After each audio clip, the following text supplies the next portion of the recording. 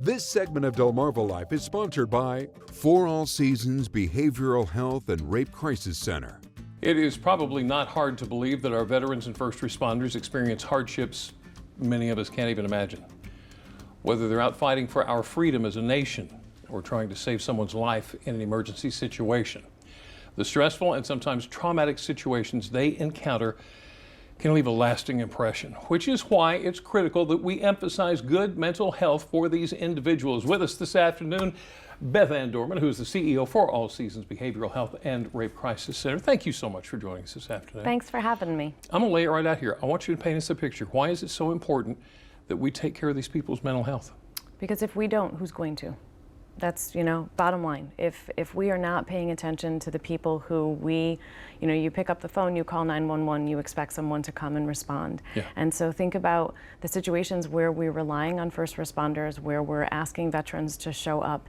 And those are difficult situations, many times etched in crisis. And when that call is over, the lives continue for the people that have used those services, but the first responders and our veterans continue to hold every experience that they go through. And so it's so important that we are paying attention to not only the first responder community, our veterans, but also their families. I was going to ask, what does For All Seasons offer for veterans and families? So we have our therapy and our psychiatry services.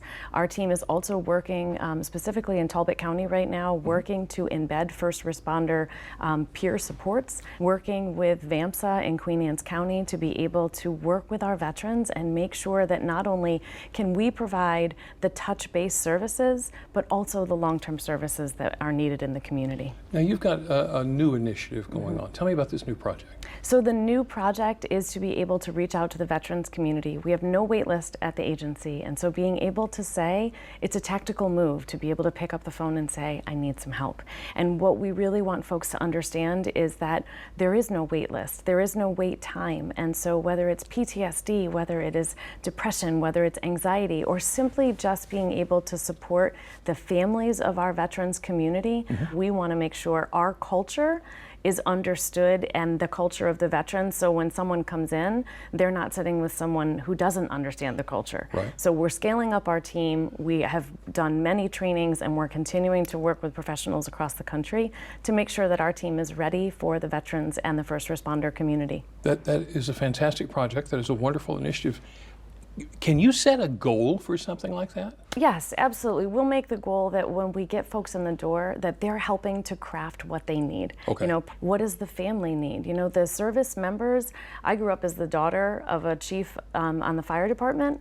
My mom was a first responder wife. And so what does the family need? What do the children need? Right. To be able to say, here, as a veteran, here's what I need, but here's what my family needs. And then we create that treatment plan. So it may be individual therapy. It may be psychiatry services in addition to that. It may be that you need group support work. And so the goal is to figure out what is the most comprehensive program that we can put in place and help our veterans and first responders move the needle of what they feel looks like success. Is it difficult to get first responders and veterans to say more? It is difficult. It is difficult because we have been all raised in a culture where you just don't talk about it. Yeah. People worry about, as veterans and first responders, am I going to lose my job? Right. If people find out that I'm struggling, how is that going to affect how my coworkers or my supervisors look at me? And now what we're saying is it's okay to not be okay. It's okay to seek help. As we're working to put peer support programs in place, Right. It means that veterans and first responders can sit side by side, because maybe it's just the conversation of, I've experienced something similar, or I'm really glad you shared that with me. And it doesn't always mean that when someone's reaching out for help, therapy is the answer. Right. It means that you may just need a little bit of support, and our agency is there to help when the next level of support is needed. Because the culture has always been stuff it down, continue with the job. Sure, yeah, stuff it, because when you're thinking about a first responder's day, there may not be time to sit and process the call that just happened, because there's another call that's right on top of it. And so especially for the first responders who have to be on at all times. Yeah. You think about some of our first responders who work 12-hour shifts. They don't get the opportunity to say, hey, I'm going to sit this one out. Yeah, it's crisis to crisis. Crisis to crisis. Okay, so there are other organizations helping veterans and service members too. How do you work with them? So we work with them to really find out what they need. You know, our job is not to come in and say, here's the prescription that's going to solve all the problems. Here's the answer. We work in community and in tandem with the agency to be able to make sure that if we can't provide it, we're not going to have all the answers. Right. But then we can maybe be a connector to other community organizations that can come on board as well. Beth and Dorman, thank you for what you do and for the team that you put together to reach these people that need it the most. For sure. You're it's a absolutely pleasure. the best. Goodness gracious. Stick around. DelmarvaLife will be right back.